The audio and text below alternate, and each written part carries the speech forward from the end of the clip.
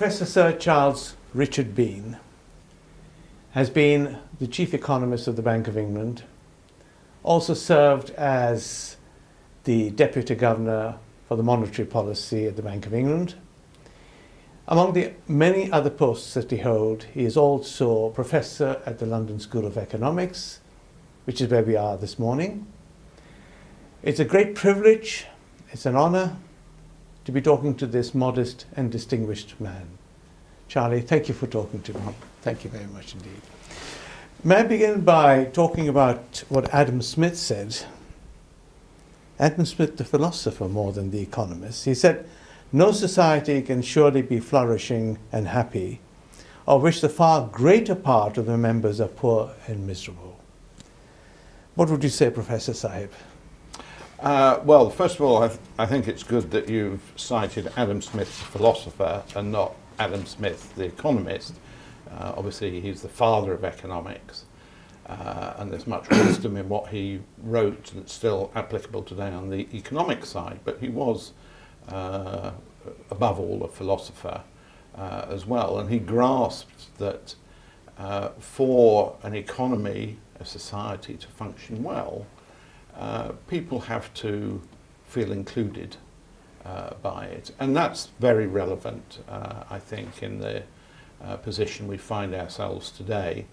It's in some parts of the world, it's most obviously in some of the advanced economies, the US, parts of the UK, we've seen people who've been left behind. Yes, indeed. In the growth process. And that's something that raises questions, I think, about legitimacy or the public acceptability of a market economy. So, I mean, just some of the statistics on this are alarming, actually.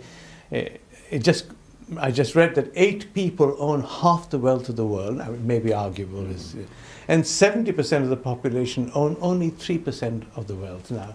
Is this a ticking time bomb, Charlie? Well, it certainly raises big issues. I think it's easy in the advanced economies to focus on our problems. I think one should recognise that actually the past 20, 30 years have actually been a period of greatly reducing the inequalities in the world economy, as we've seen countries like China and India develop very rapidly. So that's closed the gap for a large part of the world's population. I think one of the good things recently has also been to see parts of Africa, sub-Saharan Africa, starting to develop more rapidly. They've got their government and legal systems supporting growth and so forth. So that's the good bit. But against that, we have seen the emergence of the super rich in recent years. And the super rich companies. Super rich companies, so there's both increasing concentration, if you think of the big behemoths like Google, Microsoft and so forth, with only a big fraction of profits, and it's not easy for small firms to compete with them. In many cases, these are natural monopolies. If you think of a lot of the tech firms, for instance, if you capture a large part of the market, people want to advertise with you, so it becomes self-reinforcing. So we've seen that, and often these companies are formed originally, it starts small, and the people who found them become very rich through them. But I mean, have you a suggestion for a different type of economy? Moving away from capitalism or a hybrid type situation. Have you, Charlie? Have you any ideas? Although they may be theoretical, because it's almost impossible to. But if you had sort of a blue sky and a drawing board, what would you rewrite? Well, the first thing to say is if economies were growing more rapidly, and I'm talking about the advanced economies where a lot of people feel they've been left behind over the past 10 or 20 years. So if we could simply get productivity growth up, productivity growth has slowed markedly in the last couple of decade or so. If we could get that up, that would help to reduce the tensions. But beyond that, the obvious area to look is a redistributive tax system. Our tax system does tax the rich more heavily, provides support to the poor. There's a question whether that can be done more efficiently. But on top of that, I don't think it's just enough to redistribute, because of course people want to feel valued in society. Yes. So I think the challenge, in some ways, it's not just transferring income, but it's making sure that people who are lower down the scale feel that they're an important part of society. Very good point you make, because I was reading about the Nobel Prize committee's quote when they gave this prize to Muhammad Yunus, the Peace Prize. And the Nobel Committee said, lasting peace cannot be achieved unless large population groups find a way in which to break out of poverty, and that across cultures and civilizations.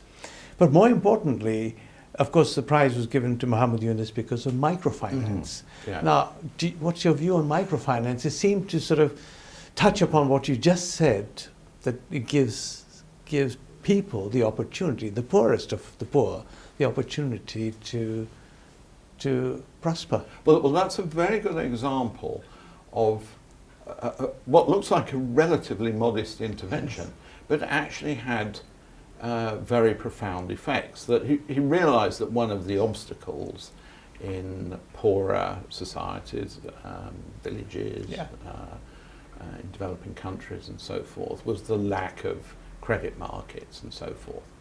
And the problem with credit markets is always, if somebody is the lender, how can they be sure they'll get their money back?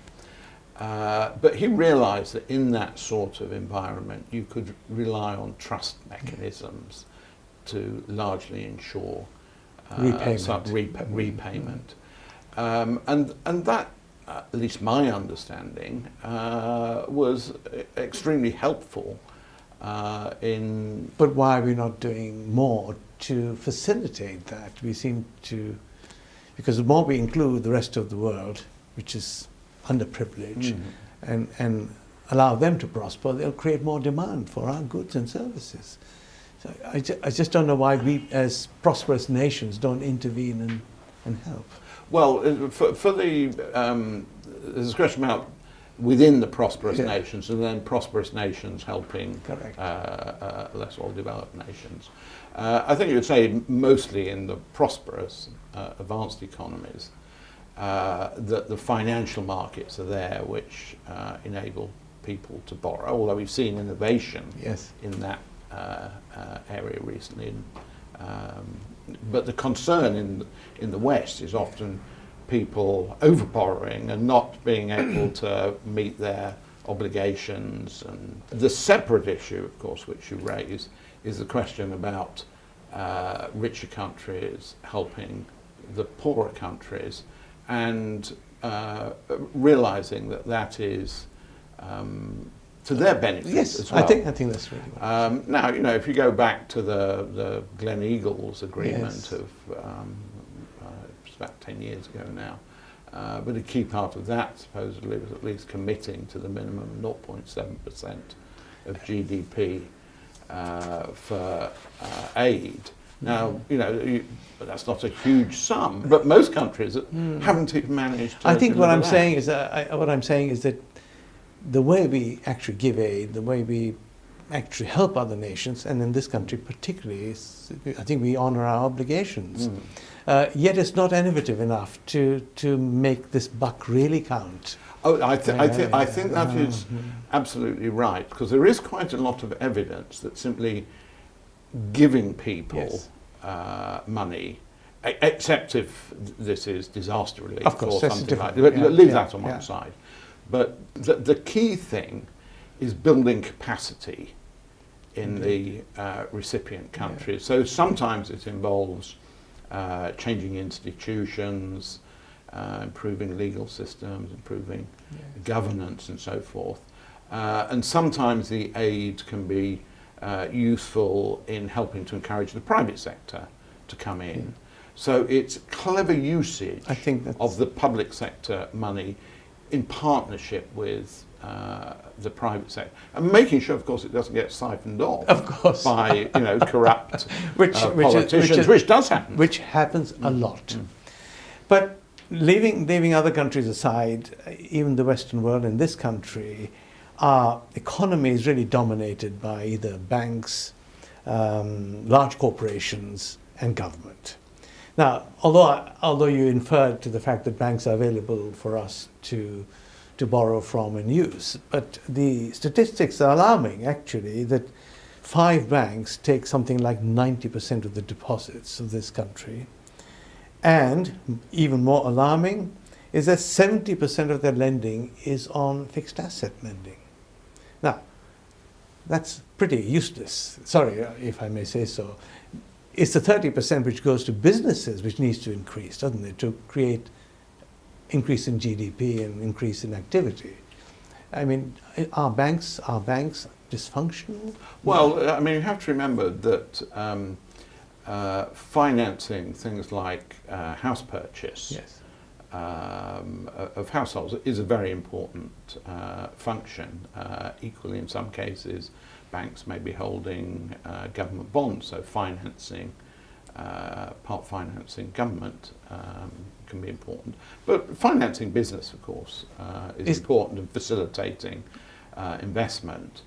But less of that is happening. I live in that world, and for a company which manufactures widgets, it's really very difficult to borrow. Banks prefer to lend on assets.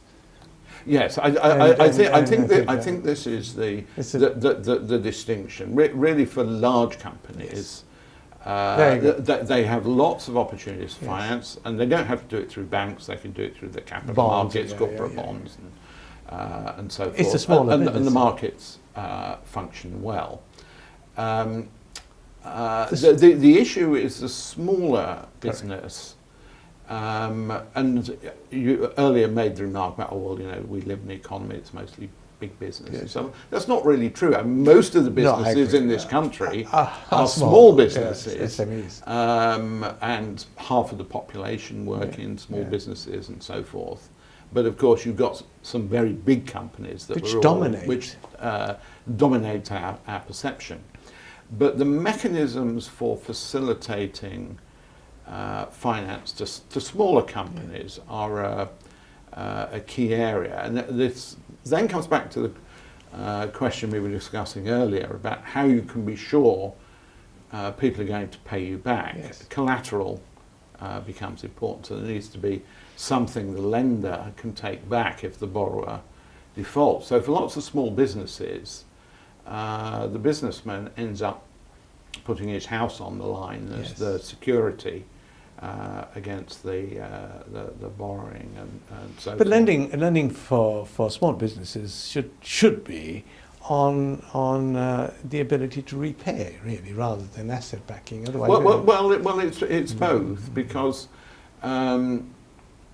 if all you're doing is looking at ability to repay, you have to be certain, if you like, that the guy is not going to abscond with the funds. Yes. And the thing about the ability to repay is because in many businesses, the actual return to the new project is uncertain.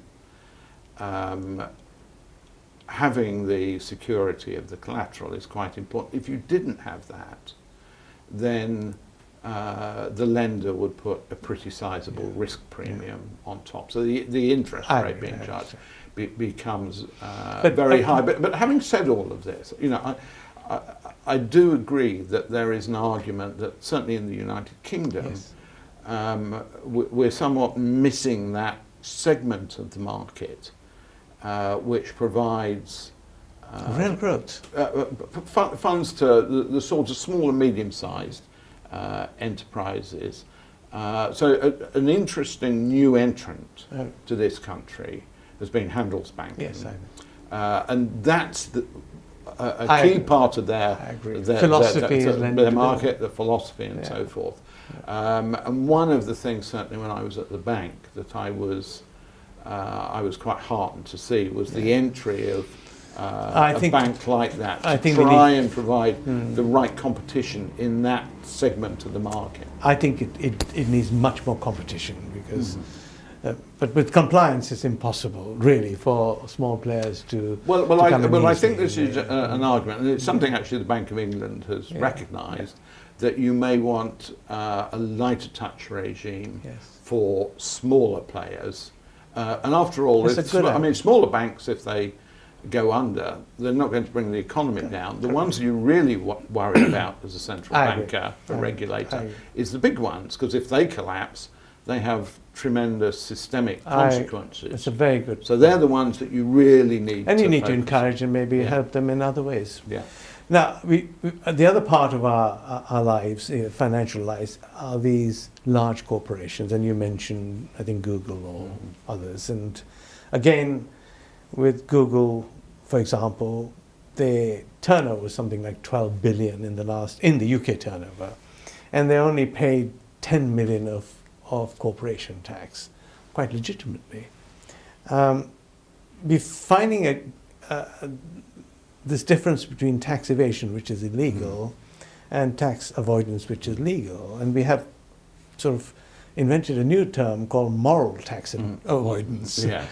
Where are we going with this, Charlie? Because this uncertainty cannot be right for business or for individual or corporate liberty to be attacked for not paying tax, although you're paying tax properly.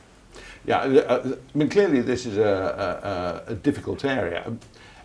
We can all get outraged at the Googles of this world and the Starbucks of this world shifting their income or their profits to record them in low tax jurisdictions.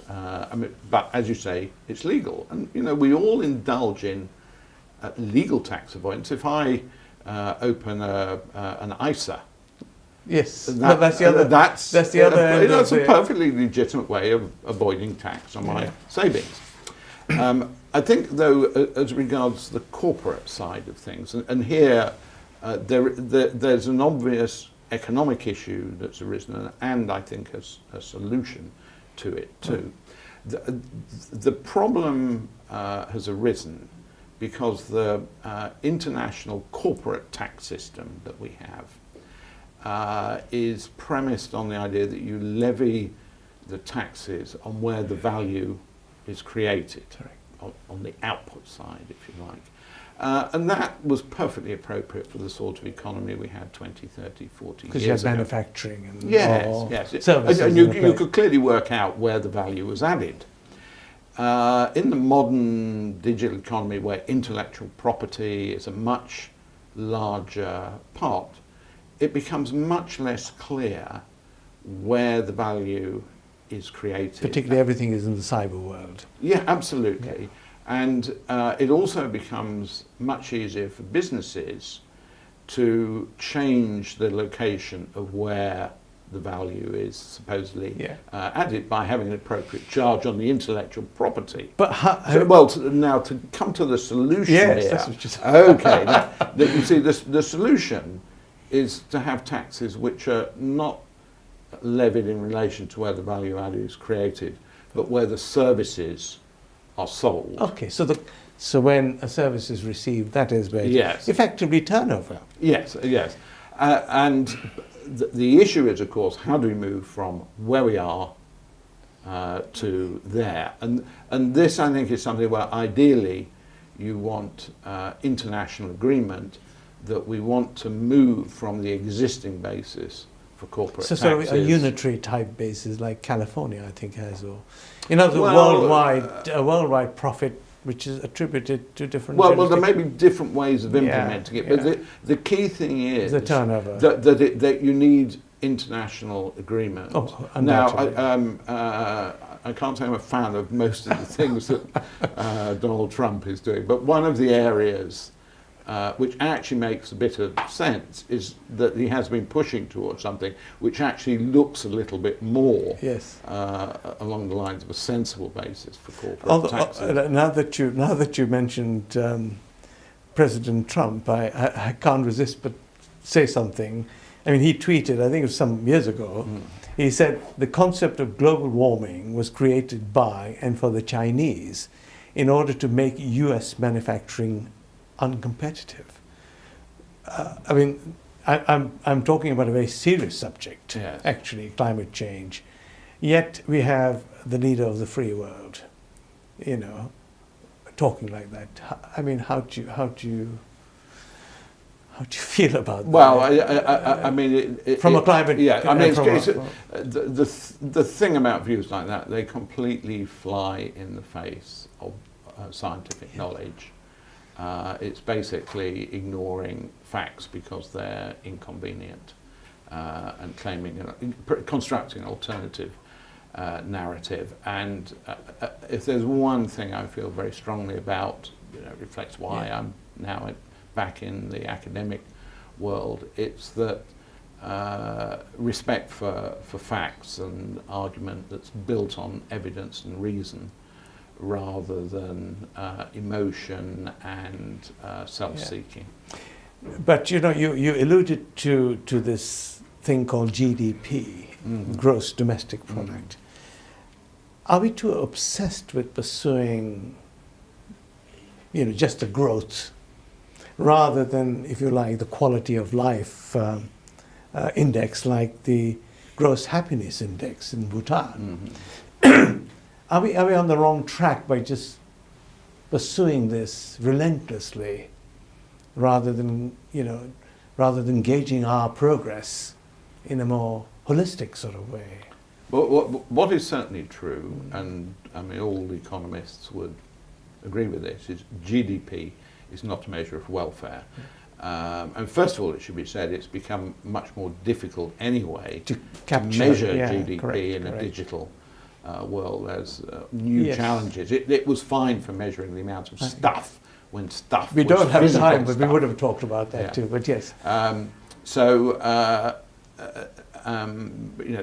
There's limitations with GDP as it is, but there are many other things that we care about. Obviously, the health of a society, social cohesion, we care about inequality and so forth. I have to say, personally, I'm less enthusiastic about trying to construct alternative single measures like gross national happiness. I actually thought about a sort of a composite index, and we could call it the Happiness Green Domestic Product Index, which would be just adding an H to it, HGDP. Well, you see, I think the problem with any single indicator like that is you take lots of sub indicators, like and then you have some arbitrary weights that pull them together. Whereas I think a more effective way forward here is you want the same broader set of elements which underpin assessments of social welfare, but it's better to look at the individual components, have a scorecard approach in the jargon. The only reason I mention is that in this pursuit, of course, you use natural resources, you sacrifice climate, as we saw in Donald Trump's tweet. And so there's a one-sided approach, and everybody is pursuing that as being the holy grail. So I think there's room to look at it differently. Now, I was going to ask you probably one of your favorite subjects, which is cricket. I don't know whether you played cricket with Harold Pinter in the Middlesex days. I have. See, there you go. Yes, and I want to quote to you what he said. Yeah. Did you know? He said, "I tend to believe that cricket is the greatest thing that God ever created on earth." Charlie, what do you think? Well, the only thing is whether God created it or whether man created it. But I don't entirely disagree. Although, having said that, I think opera comes close. A pretty close thing. But cricket is a game. Well, you and I have both played together in our younger days.